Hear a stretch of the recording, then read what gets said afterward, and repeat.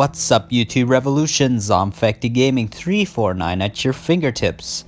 Just before we jump into this topic about EA's cancelled GTA-styled open world game, consider subscribing to my channel for more videos like this, and ding that bell icon really hard so I can always stay within fast reach at your fingertips when new uploads arrive.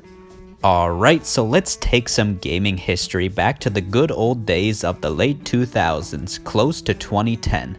The Mercenaries franchise is also one of the reasons I fell in love with open world games in general. So did Grand Theft Auto mainly, since it was my very first open world game I've ever played as a kid in the early 2000s with GTA 3, which I was too young at the time to play, but I still played it anyways. But with the Mercenaries franchise, I was introduced to Mercenaries 2 World in Flames, which was my first Mercenaries game and my last Mercenaries game, sadly. But even today, I still go on my PS3 to play this blast from the past. And I can't hold back on shedding a tear because the Mercenaries games could have had a lot of potential going forward with EA, and just by looking at the destructible nature of the Mercenaries games, EA has lost out on one of the best opportunities with this amazing GTA style open world game, especially its destructible environments. And we all know EA is all about destructible environments, especially with the ongoing Frostbite Engine. The Frostbite Engine was first introduced to us in 2008 with the original Battlefield Bad Company, and going forward with even more Battlefield games, the Frostbite Engine is definitely a staple within the Battlefield franchise, especially with the upcoming Battlefield 2042, which looks pretty stunning. We've seen how capable the Frostbite Engine is at capturing open world elements, especially with Battlefield games like massive multiplayer maps and crazy vehicular warfare, both land, air, and sea. And even going forward with open world racing game franchise Need for Speed that utilizes the Frostbite Engine by adding a bit of destruction, especially with the police chases. And this goes to show you that the future and success of the Mercenaries franchise with the Frostbite Engine was a massively disappointing missed opportunity for EA because, well, they never did it.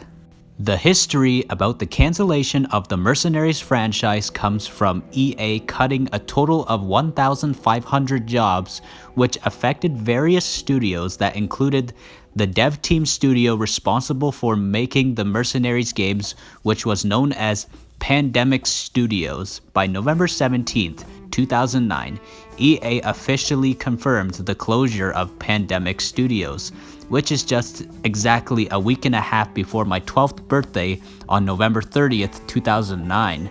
And that wasn't the most pleasant news I heard from EA at the time. I was crushed. The first Mercenaries game, called Mercenaries Playground of Destruction, was released on January 11th, 2005, which was a time I never knew of or even heard of the franchise, since it wasn't as popular as Grand Theft Auto. Since to me, I thought Grand Theft Auto was the only open world game ever created, and the crazy part is, EA didn't own the Mercenaries franchise at the time. It was owned by LucasArts, which is known for the Star Wars franchise, and even Pandemic Studios made some of the older Star Wars games before Pandemic Studios' closure by EA. But Mercenaries Playground of Destruction was set in North Korea and is one of the closest games you probably will ever play if you wanted to play a GTA-styled game in North Korea.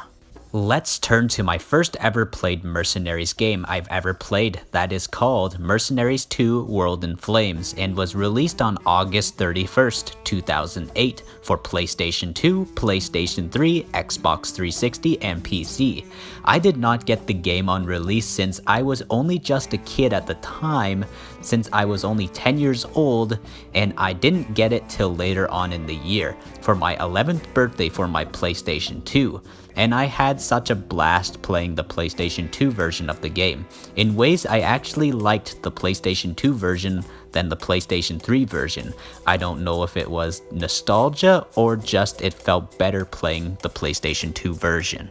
But eventually later on, when I had a PlayStation 3, I picked up Mercenaries 2 World in Flames on sale for my PlayStation 3 years later and played the PlayStation 3 version, and it had better graphics than the PlayStation 2 version, but the game just felt unfinished, and I could ignore the fact that it felt unfinished because the destruction in the game was so well done. The way buildings crumble to the ground and collapse is just so satisfying and well detailed. Mercenaries 2 World in Flames is set in Venezuela, and it's almost the entire country, I believe.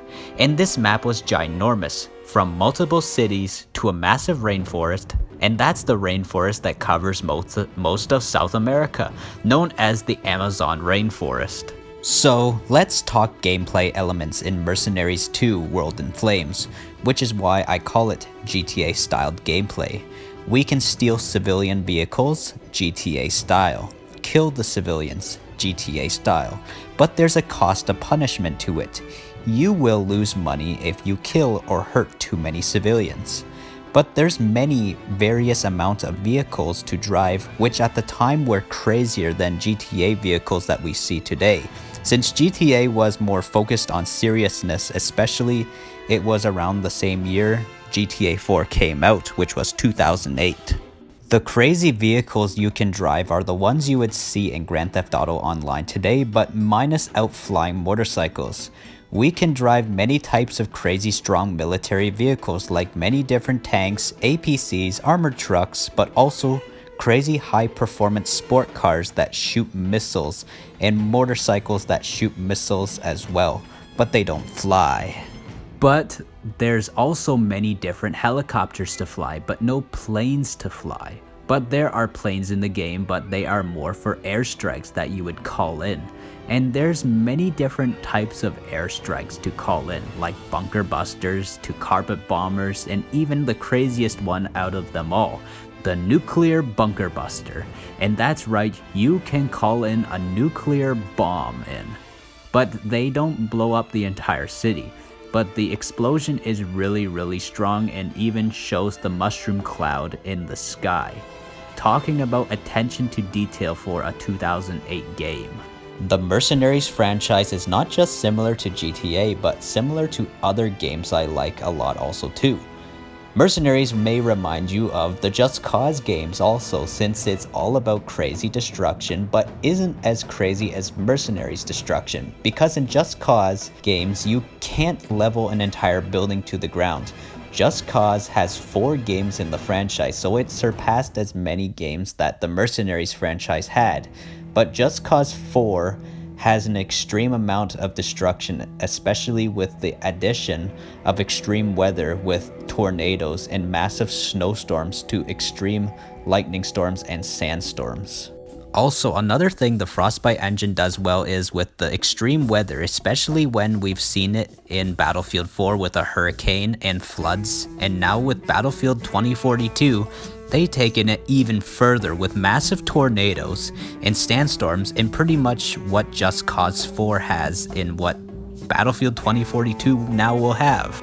But another game franchise Mercenaries is a lot like is Saints Row, because Mercenaries has goofiness in it as well, and especially when I was talking about the crazy vehicles you can drive and even the destruction, since in the Saints Row games you can participate in an activity called Mayhem, which is all about destruction, and it rewards you for as much destruction as you cause. Same goes for Mercenaries 2 World in Flames. You can do activities that's all about destruction and rewards you, and same goes for Grand Theft Auto Online's free mode event called Criminal Damage.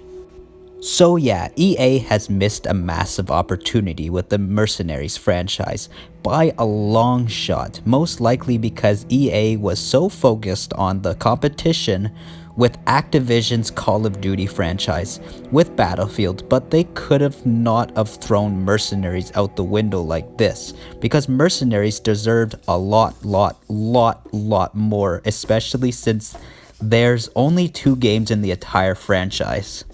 EA loves their money, and so does Rockstar Games with Grand Theft Auto Online. So EA could have seen this opportunity. Grand Theft Auto Online is such a popular game and is one of the most successful video games of all time, and had made its way across 3 different gaming generations, especially since it's now being re-released on PlayStation 5. So EA could have made a Mercenaries game on the Frostbite Engine, and it could have competed with GTA. Even though EA may have closed down Pandemic Studios, and that doesn't mean completely abandon the franchise, EA is a massive gaming company. I'm sure they could have gotten another dev team on the franchise. Also, there was supposed to be a Mercenaries game that was gonna be coming out, but got cancelled in 2013, called Mercs Inc., and was apparently meant to be a massive online PvP open world game. And of course, in 2013, GTA 5 and GTA Online released. To me, this was a terrible mistake yet again by EA, especially in the year that spawned the most successful game of all time, and that could have meant making big money for EA with the competition of GTA versus Mercenaries, especially since the Frostbite engine is very popular now, and how Battlefield has grown as such a massive franchise. Battlefield could even help for marketing of the Mercenaries game and even take shots at GTA, and there you go, recipe for success. But sometimes it really felt like all hope is completely lost for the Mercenaries franchise. But on Wikipedia, it still says that EA owns the Mercenaries franchise currently now as we speak. And on Wikipedia, for the Mercenaries franchise, especially for the 3rd game in the Mercenaries franchise, this says, after Pandemic Studios shut down, a small demo was released. Despite this, EA has inexplicably continued to renew their ownership of the Mercenaries 3 website since 2007, as the website was renewed again on February 22nd, 2021 of this year, and set to expire on February 26th, 2022. So what does this exactly mean? We can't get our hopes up for anything, but what is the point of EA doing this, especially if EA doesn't want anything to do with this game franchise? They should either just sell it off to another game company or just do something with it. EA needs to just do it. Especially EA has the Frostbite engine. They seriously should just make a new Mercenaries game, especially with an awesome online. If EA thinks the game doesn't need a campaign offline, they can just make the game completely online and have a story that gets updates in the online, and we can create our very own mercenary and even build up our own PMC, private military company, kinda like how GTA has businesses.